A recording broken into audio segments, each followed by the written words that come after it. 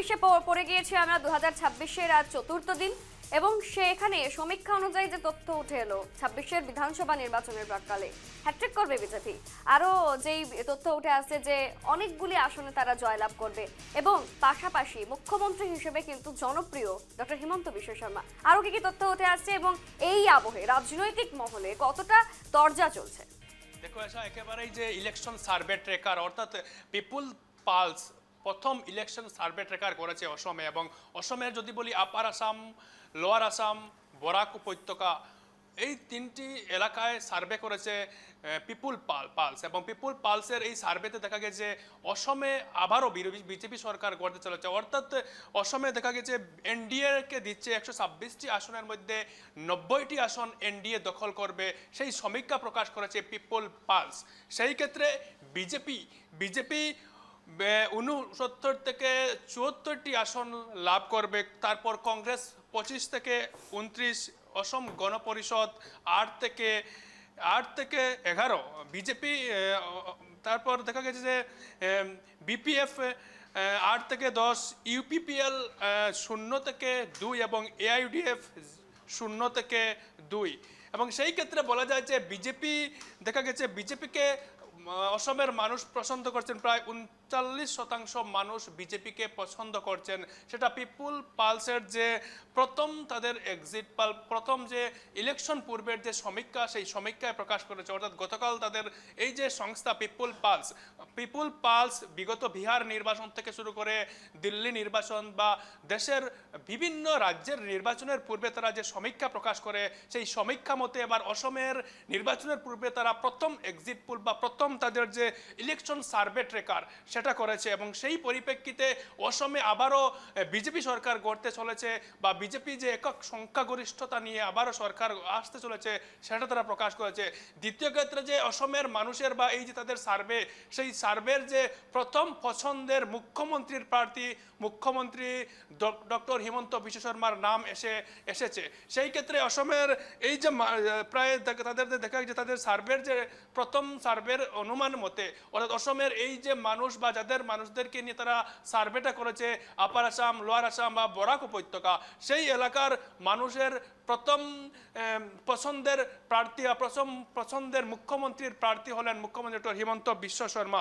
সেই ক্ষেত্রে যে হিমন্ত বিশ্ব শর্মার নাম তারা এই যে সার্ভেতে তারা দিয়েছে। এবং বিশেষ করে যদি বলি আমি এসা, তাহলে যে কেন এই যে মুখ্যমন্ত্রী হিমন্ত বিশ্ব শর্মার নাম আসলো বা কেন বিজেপি সরকারের নাম আসলো বা মুখ্যমন্ত্রী কেন জনপ্রিয়, সেটা বলা যায় যে বিশেষ করে এই যে সার্ভেতে উল্লেখ রয়েছে, অর্থাৎ মহিলাদের ক্ষেত্রে বা মহিলাদের কাছে প্রথম পছন্দের প্রার্থী মুখ্যমন্ত্রীর প্রার্থী হিমন্ত বিশ্ব শর্মা। অর্থাৎ মহিলাদের ক্ষেত্রে বা যুবকদের ক্ষেত্রে বা ছাত্রছাত্রীদের ক্ষেত্রে বিশেষ উদ্যোগ নিয়েছিল এই গত 5 বছর সরকারে। অর্থাৎ বিজেপি সরকারের দ্বিতীয় কার্যকালে দেখা গেছে অরুণোদয় থেকে শুরু করে মহিলাদের ক্ষেত্রে বা ছাত্রছাত্রীদের ক্ষেত্রে বিশেষ উদ্যোগ নিয়েছে এই সরকার। অর্থাৎ বিজেপি সরকার গত কদিন আগে দেখেছি আমরা যে নতুন বছরের প্রথম দিনে মুখ্যমন্ত্রী ডক্টর হিমন্ত বিশ্ব শর্মা অরুণোদয় প্রকল্পে যারা 1200 টাকা পেতেন তাদেরকে এবার 8000 টাকা করে দেবেন বলে ঘোষণা করে দিয়েছেন মুখ্যমন্ত্রী। সেই পরিপ্রেক্ষিতে এবার যে জনপ্রিয়তা রয়েছে, সেই জনপ্রিয়তা বাড়ছে। সেই ক্ষেত্রে মহিলাদের কাছেও কিন্তু মুখ্যমন্ত্রী জনতা বাড়ছে। তা সেই ক্ষেত্রে রাজ্যের প্রায় 55% মানুষ বলেছে আবারও সুযোগ দেওয়া হোক বিজেপিকে বা বিজেপি সরকারকে আবারও যেন সুযোগ দেওয়া হোক। সেই ক্ষেত্রে যে বিজেপির উন্নয়নের প্রশংসা করেছে রাজ্যের 48% মানুষ। সেই ক্ষেত্রে পিপুলস পালসের এই যে সমীক্ষায় দেখা গেছে আবারও কিন্তু অসমে বিজেপি সরকার আসবে, আবারও বিজেপি সরকার এবং মুখ্যমন্ত্রী ডক্টর হিমন্ত বিশ্ব শর্মার নেতৃত্বাধীন অসমে আবারও বিজেপি সরকার আসতে চলেছে। সেই ক্ষেত্রে আর নির্বাচনের এক প্রকার দোরগোড়া এবং রাজ্যের বিভিন্ন রাজনৈতিক দল এই মুহূর্তে তাদের কুচকাওয়াজ শুরু করে দিয়েছে। এবং সেই পরিপ্রেক্ষিতে পিপুলস পালসের এই সমীক্ষায় দেখা যাচ্ছে আবারও অসমে বিজেপি সরকার এবং তৃতীয়বারের জন্য অসমে বিজেপি সরকার গড়বে এবং মুখ্যমন্ত্রী ডক্টর হিমন্ত বিশ্ব শর্মার নেতৃত্বে আবারও অসমে বিজেপি সরকার আসবে। এসা একদমই সেই বিষয়ে কিন্তু আশা ব্যক্ত করা হচ্ছে এবং আম জনতা সাধারণ মানুষও সেটাই চাইছে। সমীক্ষা থেকে কিন্তু এটাই প্রকাশ্যে এসেছে এবং এই সমীক্ষা আজ প্রত্যেকটি সংবাদ শিরোনামে রয়েছে।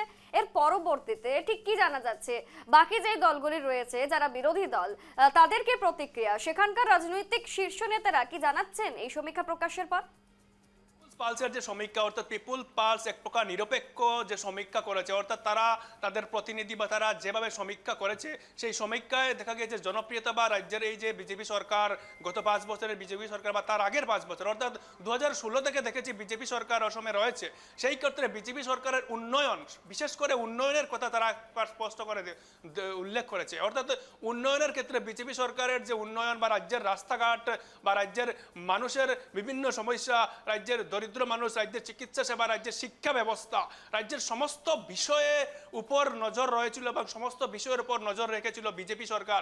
সেই পরিপ্রেক্ষিতে যে কংগ্রেসের এক প্রকার কংগ্রেসের অবস্থা বলা যায় না, কংগ্রেসের যে অবস্থা অর্থাৎ 25 থেকে 29 দিয়েছে, অর্থাৎ কোনো পর্যায়ে কংগ্রেস বা বিরোধীর কোনো একদম নিচের নাম্বারে রয়েছে, অর্থাৎ মাত্র 25 থেকে 29। সেই পরিপ্রেক্ষিতে এনডিএ অর্থাৎ আবারও বিজেপি নেতৃত্বাধীন সরকার গড়তে চলেছে এবং তাদের যে সমীক্ষায় বলা যায় যে রাজ্যের বর্তমানের পরিকাঠামো, অর্থাৎ তার 2016 আগে বর্তমান অসমের অবস্থা ছিল এবং বর্তমানের অসমের অবস্থা, বিশেষ করে বলা যায় যে অসমের এক সময় ছিল যে বন্দুকদের যুদ্ধ হতো বা বিভিন্ন উগ্রপন্থী সংগঠন আলফা থেকে শুরু করে বিভিন্ন উগ্রপন্থী সংগঠন বিটিআর বা বড়োল্যান্ড এলাকায়, অর্থাৎ সেই এলাকার মানুষরা কিন্তু রাতের ঘুম হতো না, অর্থাৎ বন্দুকের গুলির শব্দে তাদের ঘুম ভাঙতো। সেটা কিন্তু অসমে বর্তমানে পরিস্থিতি নেই। বর্তমানে অসমের বিভিন্ন যে উগ্রপন্থী সংগঠন বা বিভিন্ন যে উগ্রপন্থী সংগঠন রয়েছে সেটা বর্তমানে আত্মসমর্পণ করেছে এবং রাজ্যের বর্তমানের পরিস্থিতি এক প্রকার শান্ত পরিস্থিতি রয়েছে। দ্বিতীয় ক্ষেত্রে বলা যায় যে এই যে গত 5 বছরে, অর্থাৎ মুখ্যমন্ত্রী বলেছেন যে গত 5 বছরে অসমে একটিও গন্ডার হত্যা হয়নি বা অসমের কোনো ধরনের যে অপ্রীতিকর ঘটনা সম্মুখীন হতে হয়নি বা কোনো ধরনের অপ্রীতিকর ঘটনা ঘটেনি, অর্থাৎ শুধু উন্নয়ন হয়েছে রাজ্যের রাস্তাঘাট থেকে শুরু করে পানীয় জল থেকে শুরু করে শিক্ষা ব্যবস্থা, স্বাস্থ্যখণ্ডের ব্যাপক উন্নত হয়েছে বা ব্যাপক উন্নয়ন হয়েছে। সেটা দেখেই কিন্তু এবার যে পিপুলস পালসের সমীক্ষা বা সেই সমীক্ষায় এক প্রকার নিরপেক্ষ তাদের সমীক্ষা চালিয়েছে এবং সেই সমীক্ষা এবার এসেছে, অর্থাৎ বরাক ব্রহ্মপুত্র এই দুই উপত্যকার মানুষ বা এই দুই উপত্যকার মানুষের পছন্দের প্রার্থী বা পছন্দের মুখ্যমন্ত্রী তারা আবার চাইছেন যে মুখ্যমন্ত্রী ডক্টর হিমন্ত বিশ্ব শর্মার নেতৃত্বে আবারও বিজেপি সরকার হোক বা আবারও আসমে বিজেপি সরকার আসুক। সেই ক্ষেত্রে আর নির্বাচনের বেশ কিছু দিন নয়, মাত্র 3 মাস রয়েছে এবং এই 3 মাসের আগে অর্থাৎ আরও একটা এক্সিট পোল চালাবে, অর্থাৎ যে পিপুলস পালসের যে ইলেকশন সার্ভে ট্রেকার তারা দ্বিতীয় যে সার্ভে চালাবে এবং দ্বিতীয় সার্ভে চালালে আরও হয়তো বাড়তে পারে, কেননা যে তাদের যে সার্ভে সেই সার্ভের 3 মাস সার্ভে ছিল, অর্থাৎ 31 ডিসেম্বর অবধি তাদের সেই সার্ভে ছিল, অর্থাৎ সেই সার্ভে 31 ডিসেম্বর অবধি ছিল এবং তারা যদি জানুয়ারি থেকে আবারও তাদের সার্ভে চালায় সেই দ্বিতীয় সার্ভেতে কিন্তু আরও সংখ্যা বাড়বে, এনডিএর সংখ্যা বাড়বে, বিজেপির সংখ্যা বাড়বে, কেননা আবারও নতুন করে যে প্রকল্প অর্থাৎ নতুন করে বাবু প্রকল্প বাবু আসনি যে নতুন করে দেওয়া হয়েছে, অর্থাৎ যুবকদের ক্ষেত্রে বা ছাত্রছাত্রীদের ক্ষেত্রে যে প্রকল্প মুখ্যমন্ত্রী ডক্টর হিমন্ত বিশ্ব শর্মা চালু করেছেন, সেই ক্ষেত্রে তারপর মহিলাদের অরুণোদয়ের ক্ষেত্রে যে 8,000 টাকা বৃদ্ধি করা হয়েছে সেটার ক্ষেত্রে আরও কিন্তু পার্সেন্টেজ বাড়বে, এনডিএর আরও কিন্তু সংখ্যা বাড়বে বলা যায়। সেই পরিপ্রেক্ষিতে আবারও কিন্তু অসমে বিজেপি সরকার গড়বে এবং আবারও কিন্তু এনডিএ নেতৃত্বাধীন অসমে সরকার হবে বলে ধারণা করা হচ্ছে। আশা একদমই ধন্যবাদ। আমাদের সঙ্গে মুর্তজা জুড়ে গিয়েছিল। পিপলস পালসের এই যে সমীক্ষায় কিন্তু অসমের যেই পরিস্থিতি তার হাল হাকিকাত তুলে ধরা হয়েছে, ঠিক কতটা পছন্দ করছে সেখানকার সাধারণ মানুষ বিজেপি সরকারকে, সেই বিষয়ে কিন্তু এখানে তুলে ধরা হয়েছে। শুধুমাত্র বিজেপি নয়, এখানে কিন্তু প্রত্যেকটি দলীয় কর্মীদের, দলীয় যেই সদস্যরা রয়েছে তাদের এলাকার কিন্তু সমস্ত কিছু তুলে ধরা হয়েছে এবং এই নিয়ে আশা ব্যক্ত করা হচ্ছে যে অসমে এবারও হ্যাট্রিক করবে বিজেপি।